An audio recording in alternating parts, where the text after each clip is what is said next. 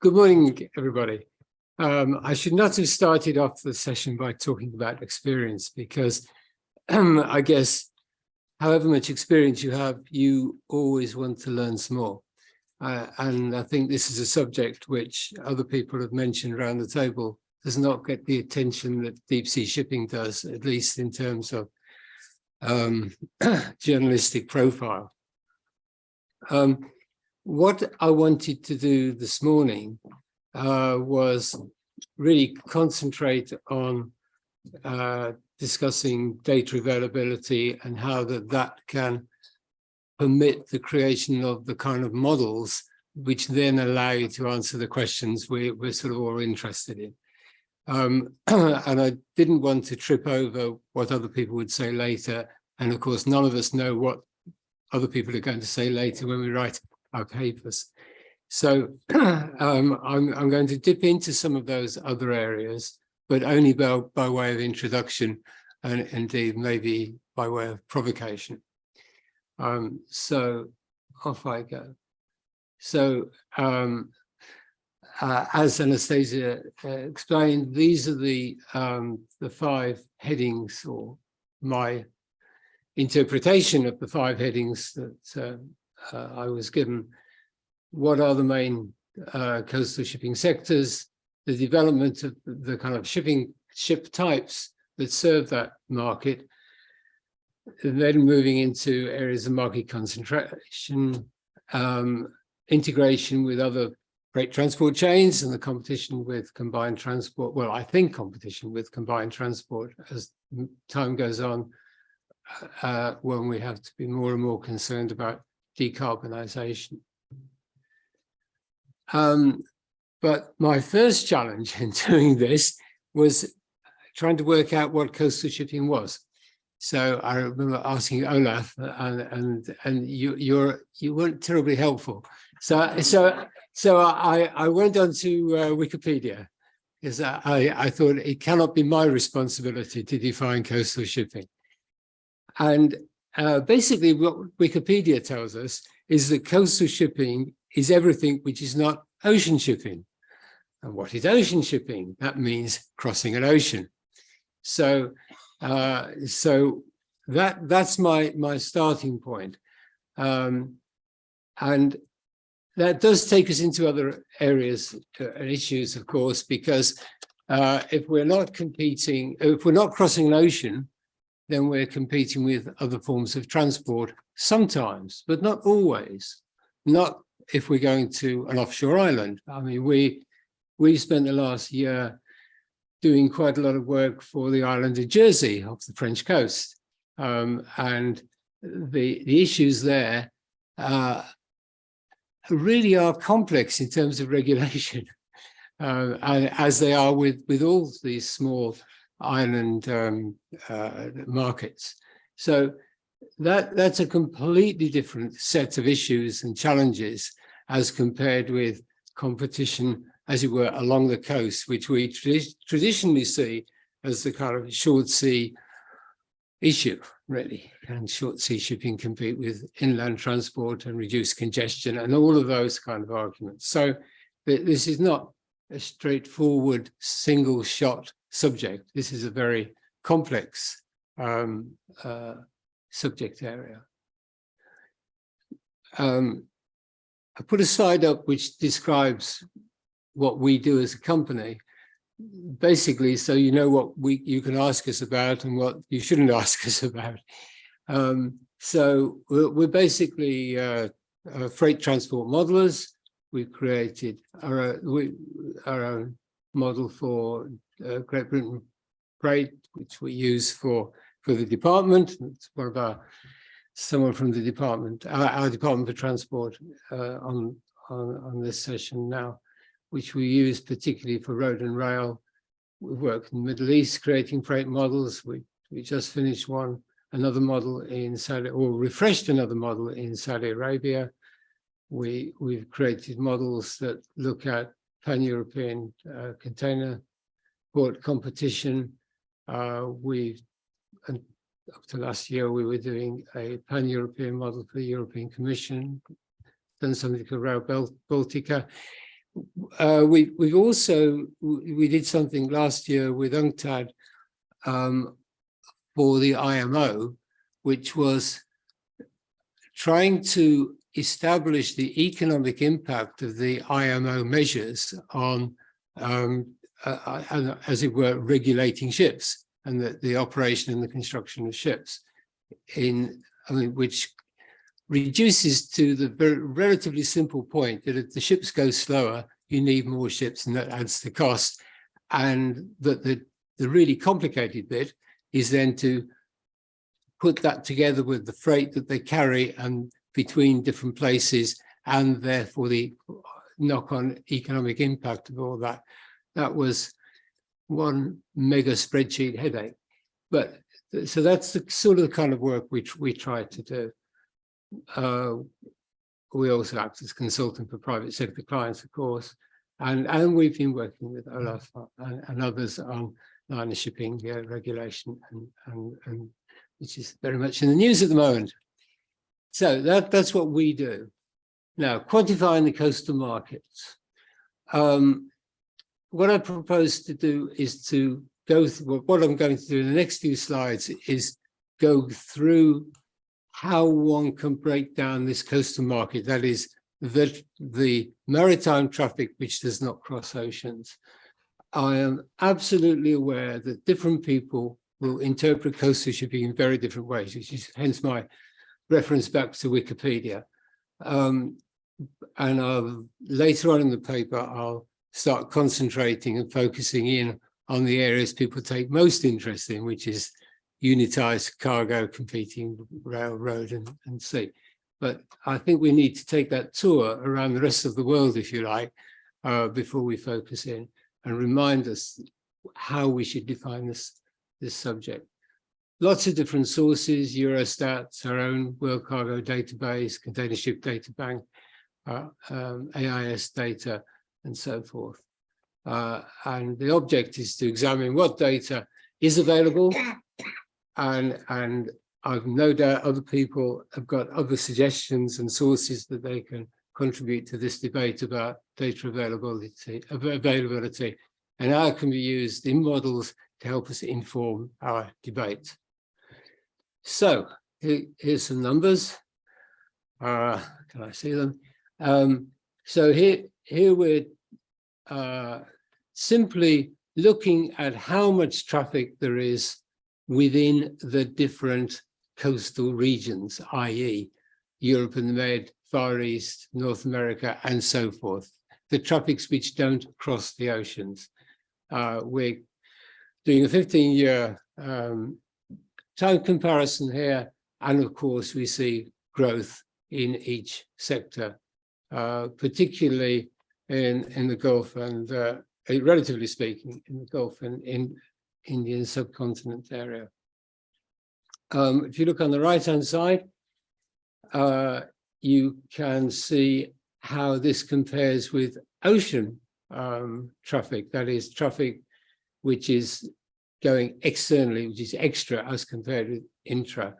And you can see here that extra traffic, i.e. traffic between continents, has in fact grown faster, but nevertheless, overall, we're basically saying coastal shipping, as Wikipedia would define it, is half the world's traffic. So hiding successfully, there is a lot of it. And it has been, and it is growing, compound growth rate 2.3% by our calculation. What is it? Well, it's a lot of dry bulk, general cargo stroke, semi-bulk, but the second largest sector is unitized tons on the right-hand side. So again, I'm not sure that this slide tells us more than things are growing, things are substantial. It's dry bulk and unitized which dominate. And if I was looking at rail freight in the UK, for example, I arrived at exactly the same conclusion. These are the two areas we should get our heads around. Move on to the next slide. this is the same traffic but broken down by one-digit SITC classifications. So you see, again, the biggest component is basically minerals. But again, this is really to help us understand that the data is here that's available, accessible, and easily analyzed, which can start answering these questions. Because I think today we're really going to spend a lot of time asking questions rather than answering them. So here's some sources to answer those other questions. I was also asked to look at what sort of ships are we talking about. So I'm breaking this down here into unitized and non-unitized. And these are the non-unitized vessels involved in the coastal trades as I define them, including their repositioning. Issues of definition there. Can we identify which ship movements are actually carrying cargo rather than repositioning? Well, yes, we can, but I hadn't got time in the presentation this morning to do more than this, really. This is ship type by deadweight capacity groups as trading in the different continental areas. The green color there only shows the larger volumes, which tells us look towards Europe and Med and the Far East to find these ships. But this is a lot of shipping capacity. Now moving on to low vessels. The low vessel deployment in intra-regional trades. First of all, the couple of lines at the top, the growth in capacity and the growth in ship size. Ship size has been growing faster annually than growth in overall fleet capacity. In other words, slightly fewer ships. We're seeing basically the shipping industry matching growth in demand by building larger ships. These are the annual deployed capacity in TEU terms in the different markets. Again, you see Far East and Europe and the Med being far and away the largest market sectors. Ship sizes are relatively small, well, much smaller than deep sea, of course. So the mean low ship size is globally operating in the coastal trades, 776 TEU. Largest, not surprisingly, in the Americas, because their coastal shipping involves well, Seattle to Alaska and California to Hawaii, and very long journeys along the South American coastlines. And on the right-hand side, I show number of services and port calls per week. Now, what has happened since 2006, going up to 2021? We see mean ship size has doubled, more than doubled, from 776 to 1652. We see that the number of services is more or less the same. In other words, basically, ships just got twice the size doing the same thing.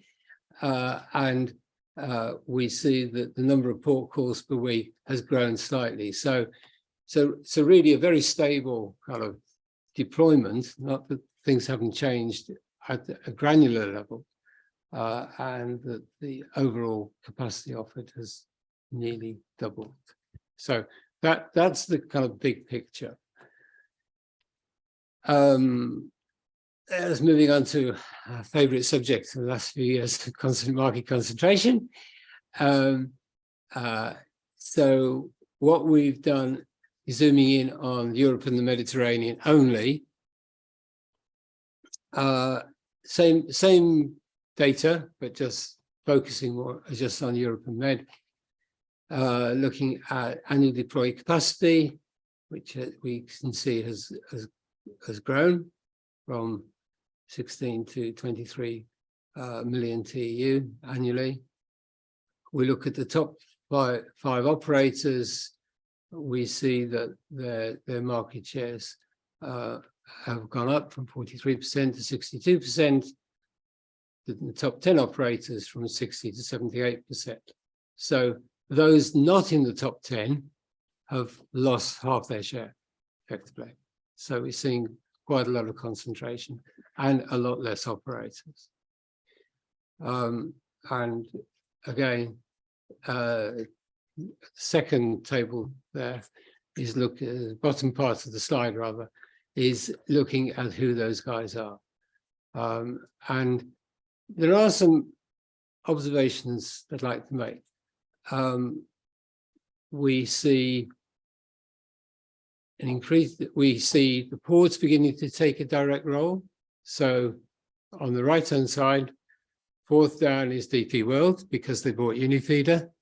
And so we're seeing the signs here of integration as well from between sectors. Unusual to be that way around. It's usually the other way around. The shipping lines buying the ports. And we see some crossover with Ro-Ro on the left-hand side in 2006 with Cobble Fret, but you'll notice that Cobble Fret dropped out of that top 10 list on the low side now. But of course, we also see the role of the deep sea lines. So on the right-hand side, there's MSC, CMA with the purchase of container ships and McAndrews, COSCO, and there's Hapag. There's Zim. Well, the Zim, of course, is really, to a certain extent, the short sea operator anyway. So, so lots of signs of integration, vertical and, as it were, horizontal. Now looking at Ro-Ro, so Paul's area. This is what we've done here is we've just looked at ships over 500 lane meter capacity, which slightly distorts a comparison over time because back in 2006 there were obviously more small Ro-Ro ships around operating in what we might regard as kind of main routes, and they will have dropped out of the picture. But we've actually seen a small decline in the number of ships as they've all got much larger, or rather, the mean has got larger. Fleet capacity hasn't grown a great deal, and partly driven by, of course, growth in deep sea containers and therefore in feeder low services. The growth here has been much lower, but there still has been an increasing level of concentration. The top 10 measured by the capacity of the ships, I might say here, because it rather than the capacity of the services, the top 10 operators have gone from 51% to 67% of, by our measurement anyway, of total fleet capacity. So that was a lot of numbers, but it was really to take you a tour around what numbers are around and what kind of analysis can be achieved. What do we learn from this? And this, I think, is really not for me to say, but for us to debate, but some views. There is clear evidence of market consolidation, and I'm not trying to say that's a good thing or a bad thing. I'm just saying it is. There's the evidence, and that that's been supported very much by vertical integration as well. The integration of port terminals with Ro-Ro operators, increasing interest of the Ro-Ro operators in controlling their own terminals, which is quite understandable because there are efficiency gains to be gained in that respect, but of course that does reduce competition. Development of combined transport, that is and I'll come on to that later, but given that the challenge in rail as well as in shipping is to have enough cargo to fill a ship or a train, then surprise, surprise, there is as it were, a coming together of interest there. We see increasingly RoRo operators and Lolo operators seeing the advantage of integration with combined transport. And then, of course, there are maritime networks as well developing through transshipment, and Cobble Threads is an obvious example here of an operator who is taking that approach, being able to offer a wide range of origins and destinations through hub, particularly the Zeebrugge hub. Penetration of deep sea interest into short sea services, that's of course very evident. Port companies owning feeder services, deep sea lines taking over feeder and short sea lines. And I mentioned DP World, but we should also include, as far as Northwest Northwest Europe is concerned, Peel's own ownership of BG Freightline, who operate services across the Irish Sea and across the North Sea. And shipping lines and ports, therefore, increasingly looking to control and have an influence over combined transport. So we do a lot of work in the rail industry in the UK. And if I look at the services which MSC operate contract for directly, and the contractual arrangements at Merscap, we can just look at 2M and see that they have one way or another an influence over up to 50% of the container services in and out of the UK ports. So it not a criticism, it's a fact, and this is something we need to appreciate. Moving on to the European short sea cargo market, that was very much a discussion about ships in ship capacity. Again, really just descriptive this. This is what you can derive from Eurostats, and you can see there the proportion of the markets by ship cargo type, the dominance of bulks and of unit load shipping. The little table at the bottom is looking at traffic which is, or distinguishing between traffic which is to or from EU states, and that is which is within EU states. So it's like a little origin destination table. So that which is kind of yellow in the bottom right-hand corner is the traffic that's within the EU states. Lots of data there to use and to capitalize on and to analyze. And this is breaking that down into where that traffic is to and from, and noticing so this is dry bulks. A lot of this is 20. Sorry, I've used 2019 data solely because it's pre-pandemic, and I didn't want anyone saying, "Oh, that's just pandemic impacts." Obviously, the data is available up to 2021 in practice, so that's showing how much traffic used to come from Russia, and the various origins, and then on the right-hand side, the inward direction as far as Europe is concerned. We can do the same thing for liquid bulks. Oh, there's Russia again, and 725 million tons.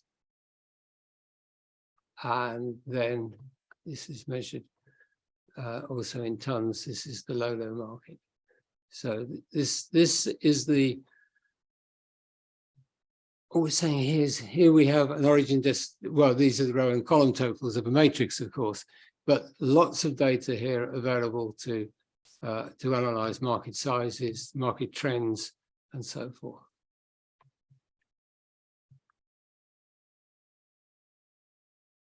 This is an extra slide from the one I circulated before, and I just wanted to put it in to illustrate the kind of complexity we're talking about when we're talking about analyzing this market and competition, and what we might discuss later.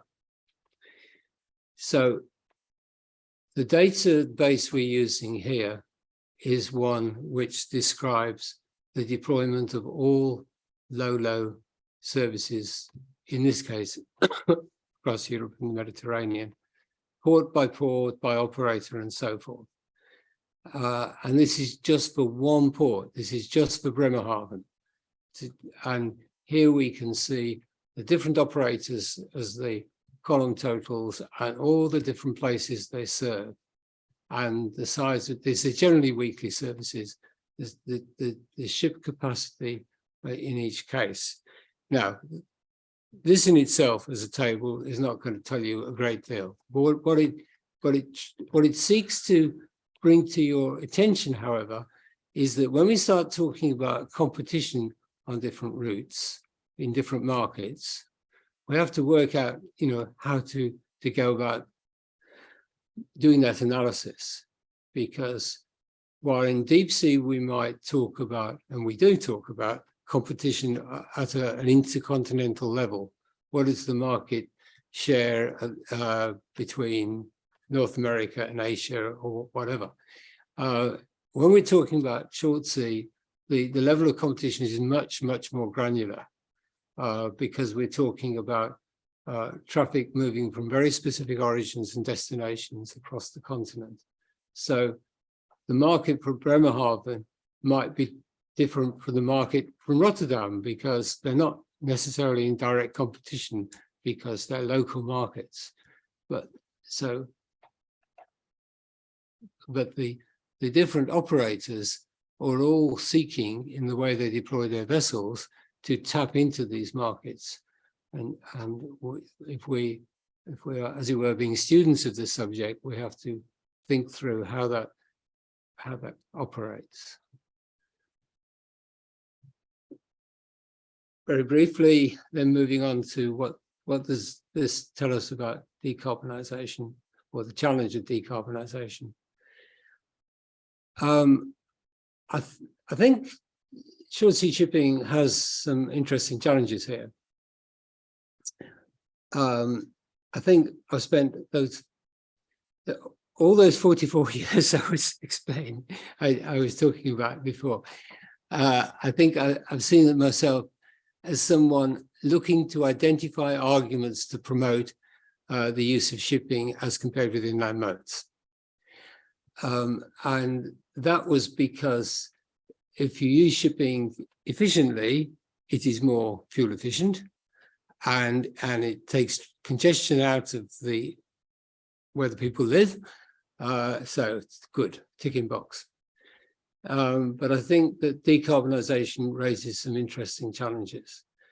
And I've just put up here the sea versus rail argument, because a lot of rail freight is moved by electric traction, and it all could be if there was a willingness to do that. But to do that with shipping is extremely challenging, of course. So other people will later on in this event talk in much more detail about different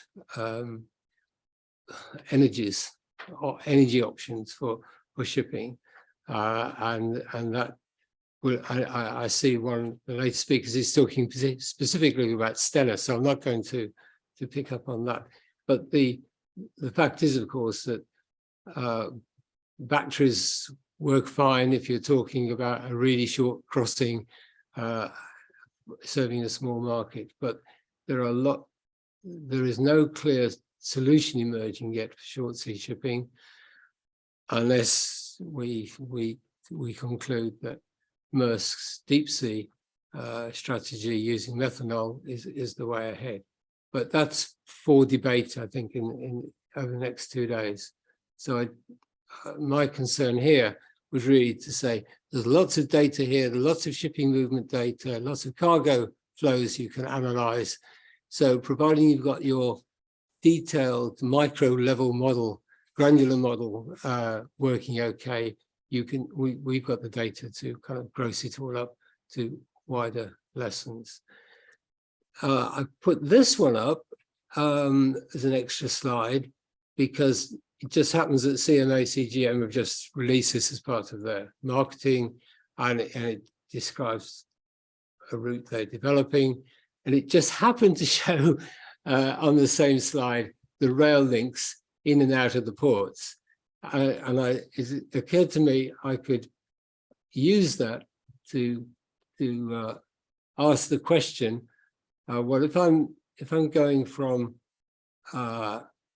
Bavaria to Macedonia, why would I use a ship? So why were there no dotted lines joining up Bavaria and the Balkans when there definitely are railway lines? And you only have to look at the success of ports like Koper in using rail to see that it is all there to be done. And indeed, thinking about Perez and the attempts by the Chinese to, as it were, head north with railway trains.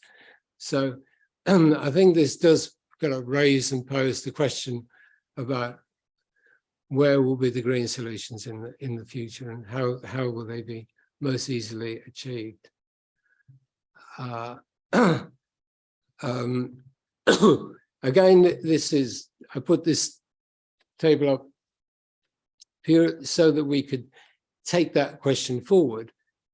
This is a description of all the unitized flows by sea from Netherlands and Belgium to countries across Europe. And clearly I shouldn't have included Iceland in that, but never mind. Otherwise, they're all places which are connected by rail. So you can take a matrix like this and lay it on that previous slide, if you like, and ask yourself the question, well, how does shipping compare with combined transport? And again, don't want to go through this in any great detail, but this is a very simple worked example of a railway train competing with a ship over a distance of 1,000 kilometers. And the top section being the ship, the bottom section being the railway train.